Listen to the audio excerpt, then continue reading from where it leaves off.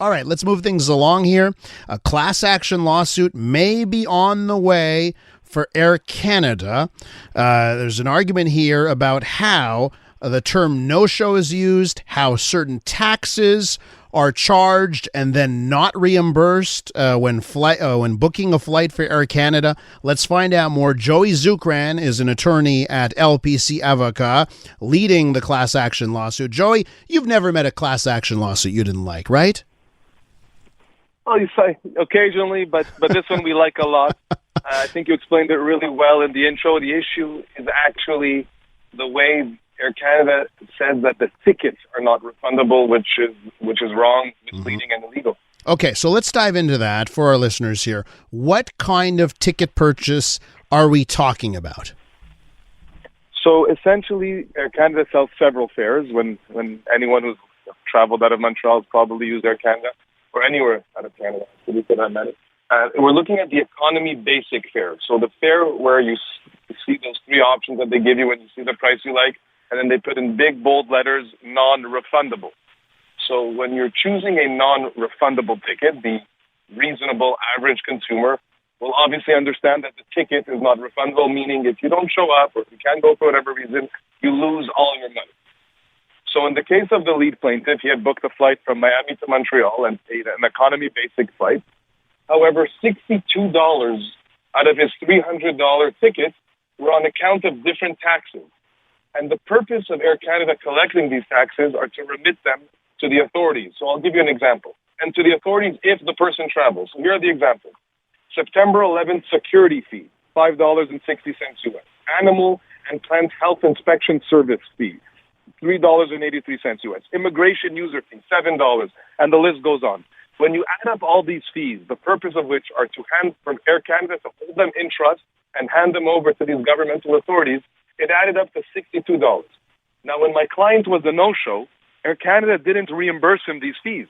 Air Canada didn't give these fees to the September 11th Security Fund or to the Animal and Plant Inspection Association or whoever they're supposed to give it to.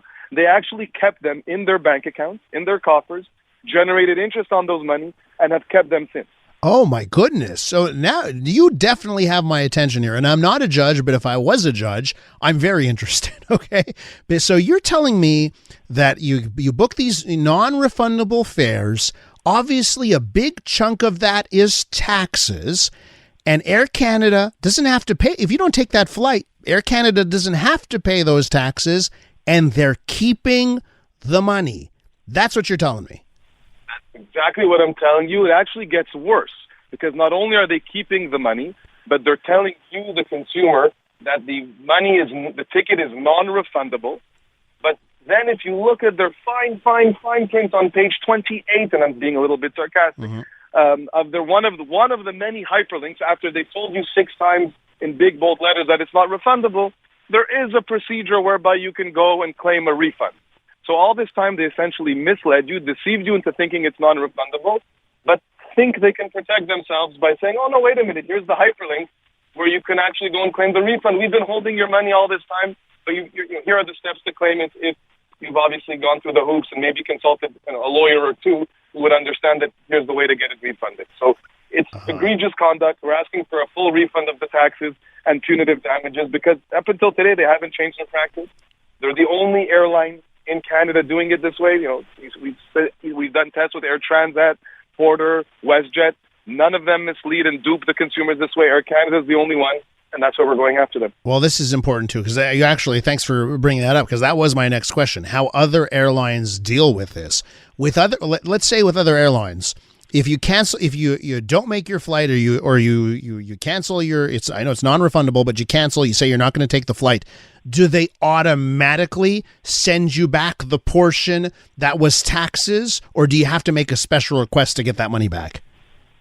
So good question. We're looking for it right now, the Air Transat one that I have in front, where it says, and I'm going to read and translate from French, the taxes are reimbursable in the case of a no-show or non-embarquement, so if you didn't board the plane. Again, the issue here is not whether they're refundable or not. So if Air Transat says, here are the steps you have to take to get the refund, you have to contact us, we're okay with that. The issue is the fact that Air Canada, unlike Air Transat and WestJet and Porter, and the others are actually going out of their way to mislead the consumer during the purchase process, during the email confirmation process, to say your tickets are not refundable. So there's no way for me to even know as a reasonable consumer or traveler that I can get a refund regardless of what steps I would have to take if not. Let me ask you this side of things. It seems to me like in the United States, they take a lot of things really seriously.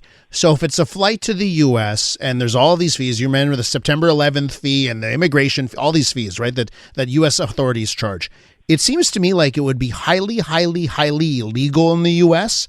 to say we're collecting this tax because it's a tax and then not actually give it to the government. Like, is there anything to be said there? Or is Air Canada running afoul of U.S. regulations by not reimbursing customers here? Look, I cannot opine. I'm a Quebec attorney. I cannot opine on U.S. law or what the authorities in the U.S. Could or could not do. What I know is that under Quebec law, it's absolutely illegal the way they're doing it. It's misleading. It's unlawful. It's bad faith.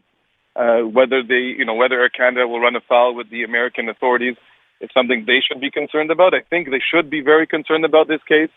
And the one message I would like to get across, Air Canada is trying to have the case disqualified on some technical jurisdictional grounds, which we're confident we should be able to overcome one way or another. So if anyone thinks they've been affected by this practice where they are no-show and didn't receive any refunds, which it sometimes represents, a third of the ticket, like in this case, we invite you to sign up on our website at lpclex.com, lpclex.com, and you'll see the Air Canada case, the Air Canada no-show case, or contact us by email or by phone, and we'll be more than happy to help you submit a thing. Joey, I'm laughing a bit here because I swear to you, my next question was going to be what percentage of Canadians buy the non-refundable basic economy when they book a flight? So it's about a third, eh? Oh, no. A third. When I said a third, it's in the case of our clients, the taxes represented a third of his fare. Okay, gotcha. The percentage of people who buy economy basic tickets, we don't know yet. We're still at the initial stages of the class action. So once we get the discovery, we'll be able to have a better idea of A, what the percentage of tickets are purchased, and B, the total value of the no-show fees, the taxes on the no-show flights came out to. The statistics we have based on some European reports is that 3 to 6% of passengers are no-shows. So it could be quite significant. Wow. Oh, that is interesting. Okay, well, Joey, listen, Judge Mako says you've got a case. Let's see what the real courts decide. Thanks for joining us.